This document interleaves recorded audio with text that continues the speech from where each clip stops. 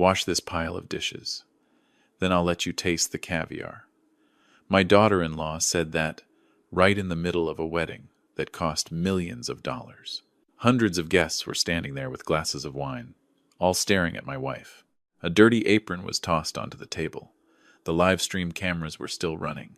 My wife Molly, the woman who spent her whole youth working in kitchens so our son could go to college, stood there in silence. She didn't say a word. What shocked me the most wasn't Jessica. It was Daniel, my son. He looked straight at his mother and said, "Mom, just do it.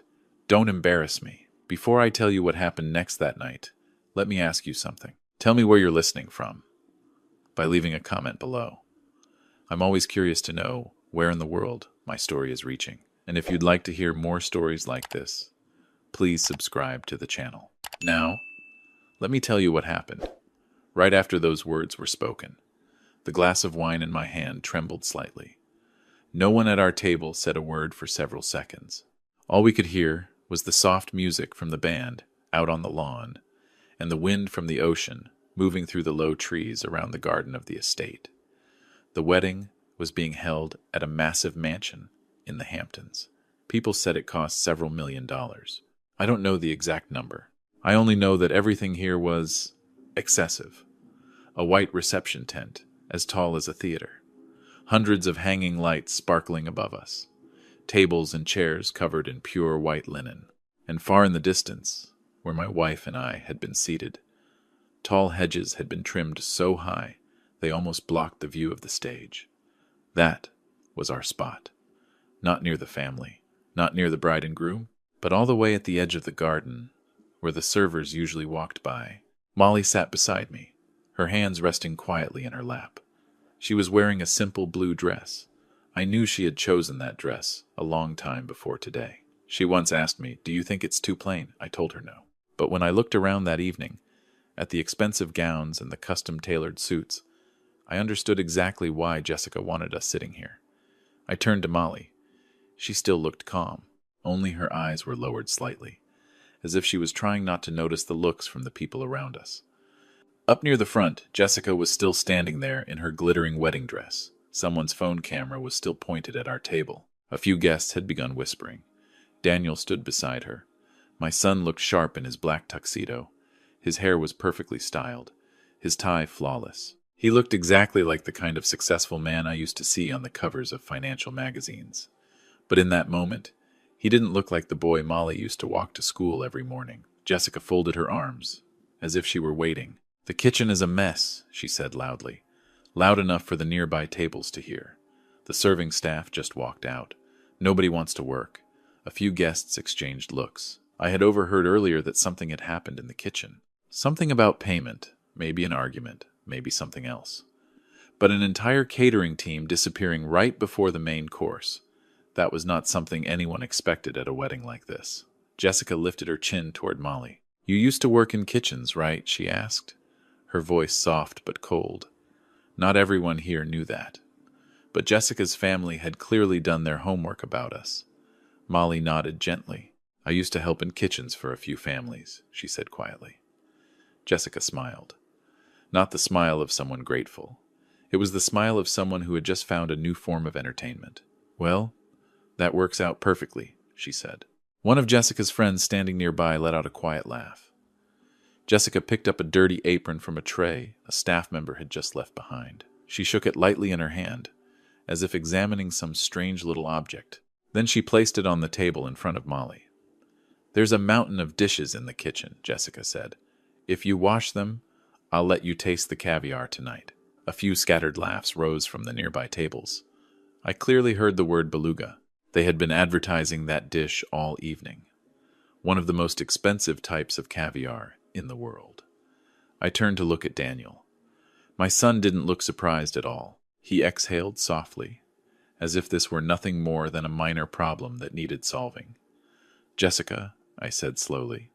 But before I could finish the sentence, Molly placed her hand on my wrist. Her touch was very light. "It's all right," she said. Jessica was still watching. And Daniel finally spoke. "Mom, just do it," he said, his voice low but clear. "Don't make this awkward." I looked at my son. There are moments in a father's life when he realizes he no longer understands his own child.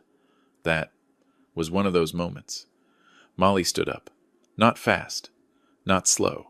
She picked up the apron, folded it once, and draped it over her arm. A few guests watched in silence. Others looked away, as if they didn't want to be involved. "Where's the kitchen?" Molly asked. Jessica tilted her head toward the main house. "Through the glass hallway," she said. "You'll hear the dishes." Molly nodded. She walked across the garden, past the white-covered tables, heading toward the large kitchen behind the mansion. I watched her go. A man sitting at our table leaned toward me and whispered, "I'm sure it's just a misunderstanding." I didn't answer. I've lived long enough to know that some silences are not misunderstandings. They are choices. I stood up. No one stopped me as I followed Molly into the house. When the glass door closed behind us, the sound of the party outside faded away. The kitchen was almost as big as our entire home, but it wasn't quiet inside. Control screens were blinking. A few chefs were arguing tensely with technical staff. Rows of trays filled with expensive ingredients lined the steel counters. And in the middle of all that chaos, Molly stood still for a few seconds. She looked around the kitchen, not like a guest, but like someone who once understood places like this very well. Molly stood still for a moment, in the middle of that enormous kitchen. The white ceiling lights reflected off the cold steel counters. The air smelled of sea salt, melted butter, and smoked fish. But instead of the familiar rhythm of a working kitchen, knives, tapping pans, moving, all I heard were tense voices and the intermittent beeping of control screens. A young chef stood in front of a touchscreen panel, tapping rapidly. Nothing happened. "It won't open," he said to a man in a suit who was holding a phone. "All the ovens are locked." A nearby screen flashed red lines of text I couldn't fully read from where I stood. Molly walked slowly toward a row of sinks. There were stacks of unused dishes there, already prepared for the main course of the evening. Small silver spoons for the caviar rested neatly in velvet trays. She placed the apron on the edge of the counter, but she didn't put it on. Instead, she looked around the kitchen again. "Why won't the ovens open?" Molly asked. Her voice wasn't loud, but a few people turned toward her. The man in the suit sighed. He was probably the event manager. "The mansion's smart kitchen system is locked," he said quickly. "All the equipment is connected to a central server. Someone blocked the control access." "Just temporary?" Molly asked. The man shook his head. "We called technical support," he said. "They told us the system has been encrypted." I had heard that word before. Not in a kitchen, but in stories about companies being held hostage by technology. Molly looked up at the screens. One of them displayed the temperatures of the large refrigeration units. The numbers were blinking, irregular. "What's inside those?" she asked. One of the chefs answered almost immediately. "Fish, meat, and caviar," he said. "A lot of it." He paused, then added quietly, "If the refrigerators become unstable, everything could spoil." Nobody needed to explain further. I understood exactly what that meant. A wedding that cost millions of dollars could turn into a very awkward silence, just because a kitchen system stopped working. Outside, I could still hear music drifting in from the garden. The guests probably had no idea what was happening in here. Molly walked toward one of the large ovens. The glass was dark. She placed her hand gently against the metal door. "They're not hot," she said. A young technician looked up. "They can't be turned on," he said. "The central system locked everything." "What about the mechanical valves?" Molly asked. The young man stared at her, as if he wasn't sure he heard correctly. "Mechanical valves," Molly nodded. "Ovens used to have safety valves," she said calmly. "When the electronics failed, people could still control the pressure." The technician shook his head. "This system is fully automated," he said. "Everything runs through software." I saw Molly frown slightly. Not from worry, more like a craftsman trying to understand a complicated machine. On the other side of the kitchen, a group of people walked in. Jessica was leading them. Her glittering wedding dress looked completely out of place in the cramped kitchen, but she didn't seem to care. Daniel followed behind her, along with an older man I assumed was Jessica's father. "What's going on?" Jessica asked.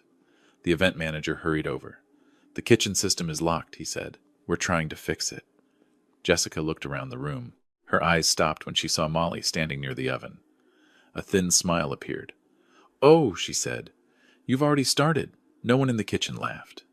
Daniel stood beside her, his hands in his pockets. "Jessica," he said quietly.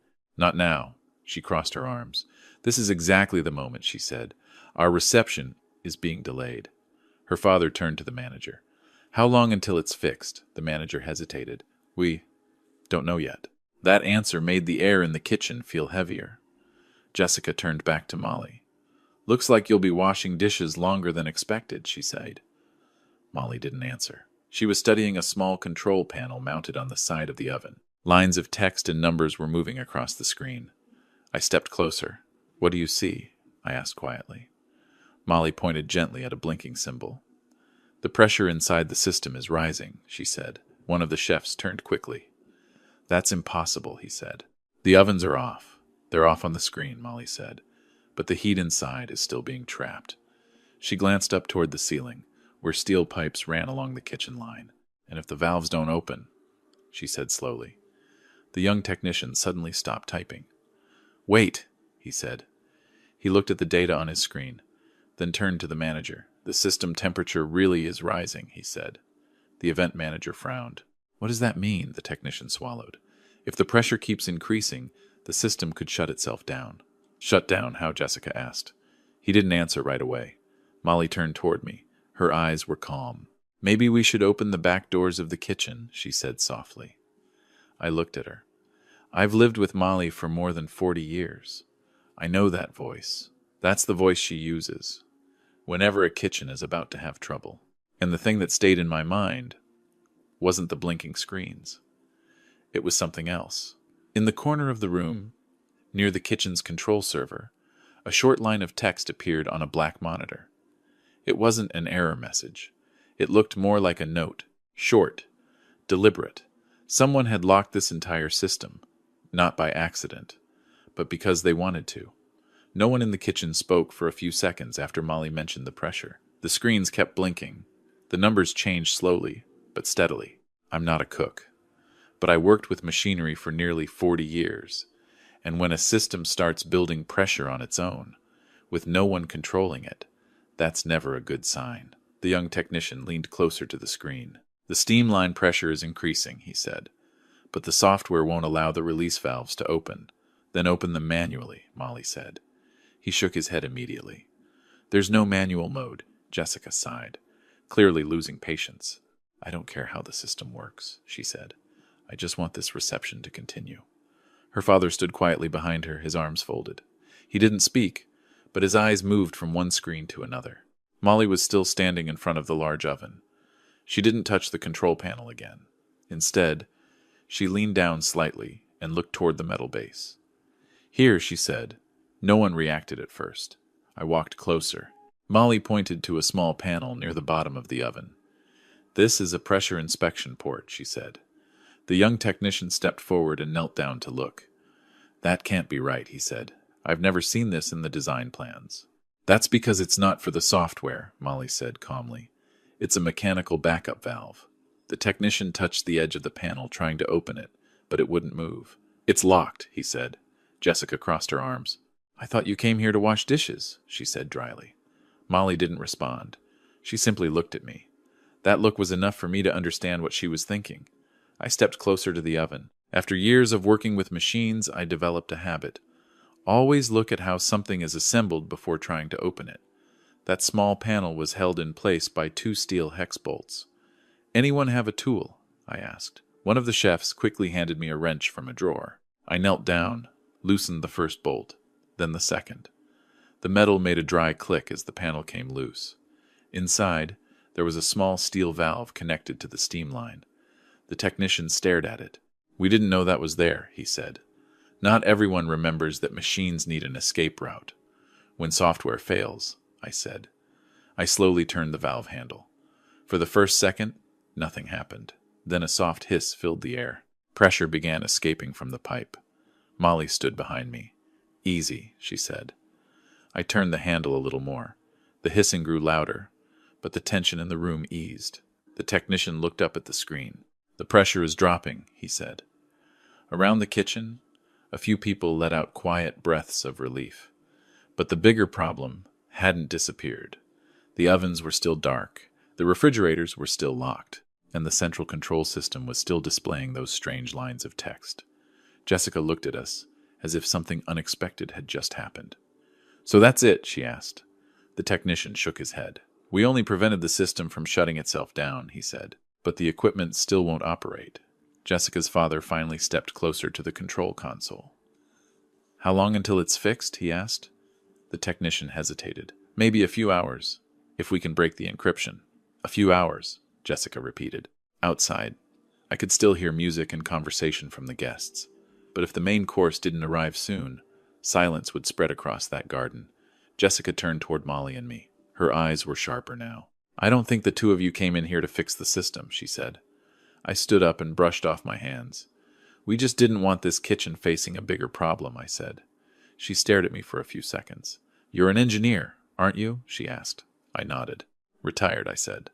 Jessica didn't say anything else, but her father did. He looked straight at me, studying my face.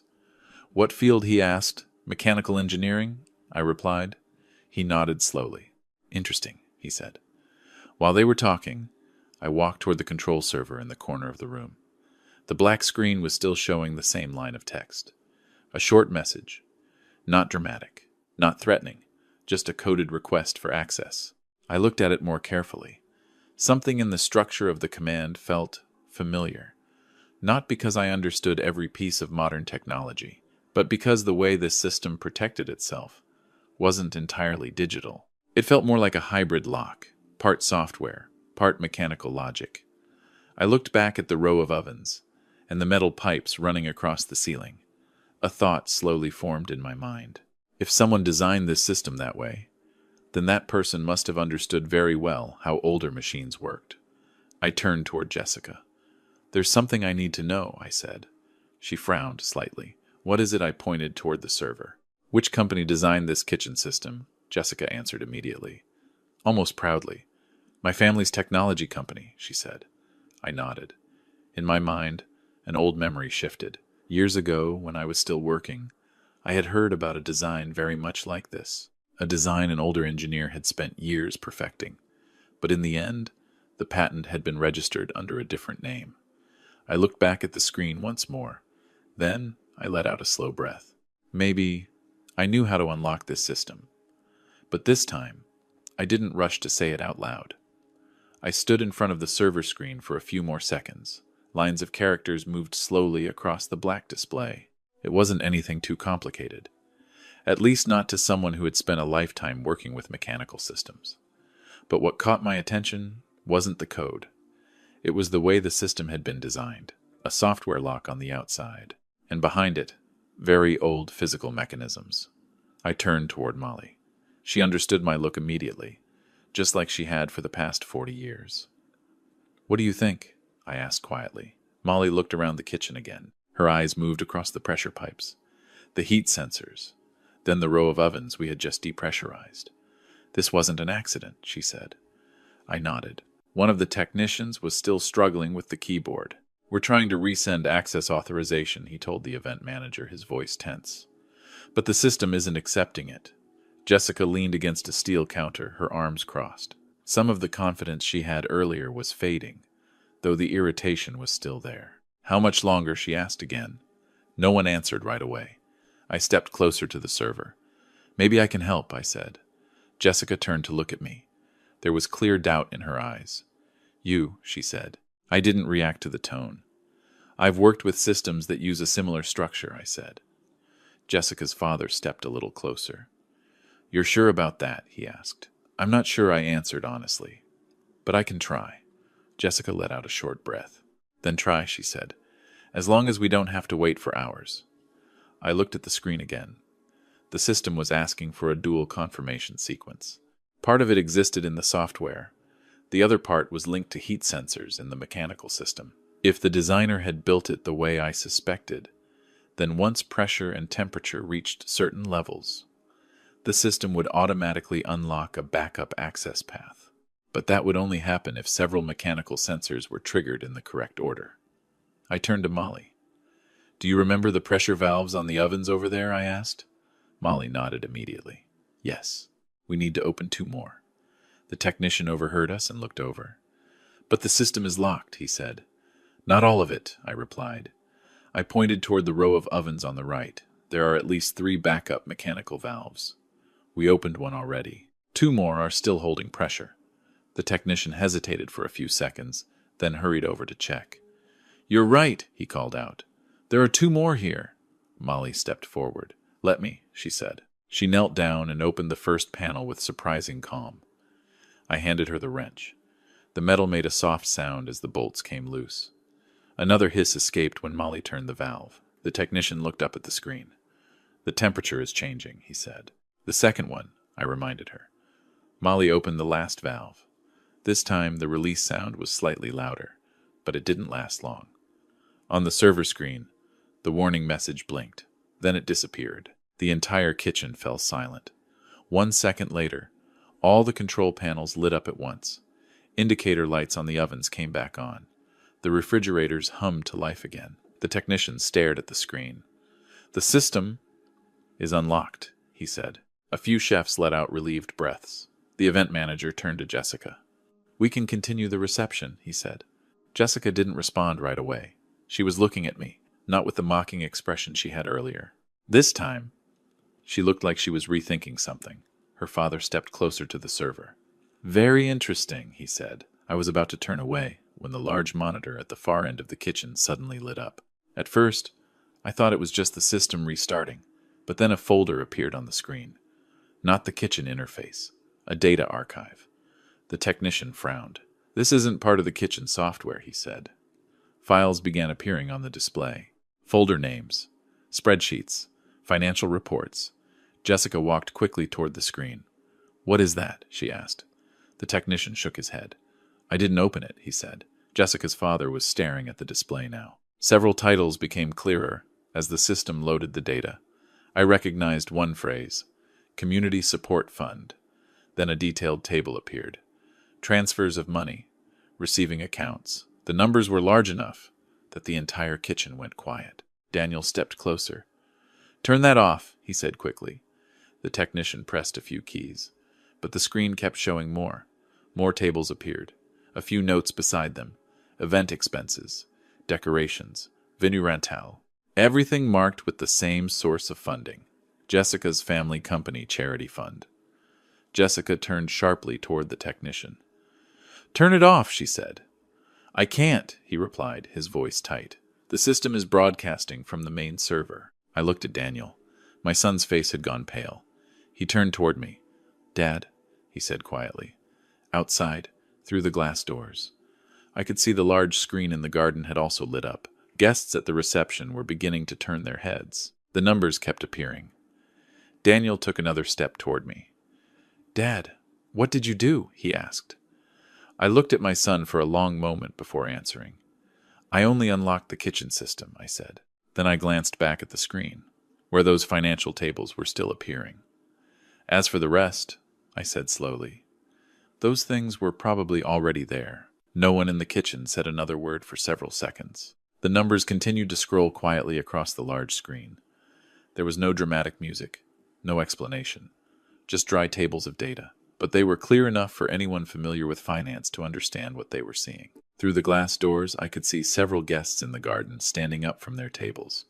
Some walked closer to the outdoor screen. Others took out their phones, probably calling someone. Daniel stood right in front of me. He no longer looked like the confident man who had been standing on the stage earlier.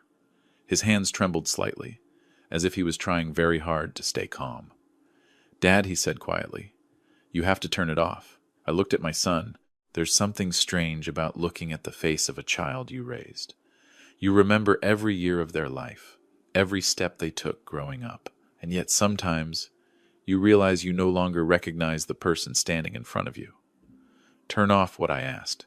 Daniel glanced up at the screen, then back at me. Those things shouldn't be here, he said. I didn't answer right away. Behind him, Jessica was speaking tensely with her father. I couldn't hear the words, but their voices were low and urgent. One of the chefs stepped toward the event manager. Should we continue serving? He asked. The manager looked out toward the garden for a moment, then gently shook his head. "Give it a minute," he said. I turned back to the screen. The data tables had stopped on one final page. The total amount was written there, very clearly. A large sum, large enough to keep the entire kitchen silent. Jessica's father stepped closer to the display. He read a few lines, then turned toward his daughter. "Jessica," he said, his voice lower now. She didn't answer. Jessica was staring at the numbers, as if she were trying to will them to disappear. Daniel turned back toward me. "Dad, please," he said. I looked straight into my son's eyes.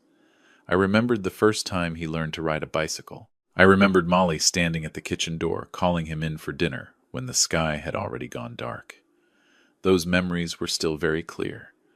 But this moment was different. "Daniel," I said slowly. "I didn't put those numbers on that screen." He stayed silent. "But you put them somewhere," I continued. "And sometimes things like that find their own way into the light." Outside in the garden, the music had stopped. A few men in suits were speaking with Jessica's father. I recognized some of them as people who worked in finance and law. They had come as guests to the wedding. The atmosphere of the evening had changed. It was no longer a loud celebration, just quiet conversations and searching looks. Jessica turned toward me again. The mockery in her eyes from earlier was gone. "What did you do?" she asked. I shook my head slightly. "Not much," I said. "I just reopened the kitchen." She stared at me for a few seconds, as if trying to understand something. Then she turned away. Her father placed a hand on her shoulder and said something quietly that I couldn't hear. Daniel stood in front of me for another moment. "I didn't think things would turn out like this," he said. I nodded. "I believe you," I said. That answer seemed to surprise him. Molly stepped over and stood beside me. She wasn't looking at the screen anymore. She was looking at Daniel. "Do you remember our little kitchen?" she asked. Daniel didn't answer. "Every morning I woke up early to make breakfast for you before school," Molly said gently. "I never imagined that one day you would feel ashamed of that." Daniel lowered his head. No one spoke after that. A few minutes later, Molly turned to me. "Let's go home," she said. I nodded. We walked out of the kitchen, through the glass hallway, and back into the garden. Many guests were standing in small groups now. Some looked at us as we passed, but no one said anything. The tables were still full of untouched food. The wedding flowers were still perfect on the stage. But that night, we had already changed direction. When we stepped out through the gate, the ocean wind drifted softly across the stone path. I heard Molly let out a long breath, like someone setting down a heavy weight. "Are you hungry?" I asked. She smiled softly. "A little." We drove away from the Hamptons estate as the lights behind us slowly grew smaller in the rearview mirror. An hour later, we were home. Our small suburban house had no chandeliers, no giant screens, and no white linen tables, just Molly's familiar kitchen. She took 2 slices of bread, cracked a few eggs into a pan, and set the plates on the table.